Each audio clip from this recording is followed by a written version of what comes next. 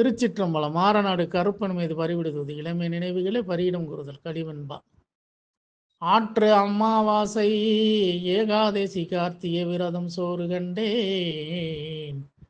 அப்பா ஏற்ற நேரம் மத்தியானம் உணவருந்த வீட்டுக்குள் வர நானும் வந்தேன்.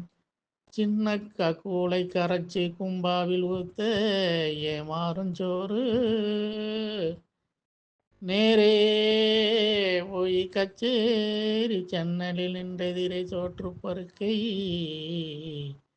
காண வாராறு ஏமாந்தேனோ ஆயத்தை.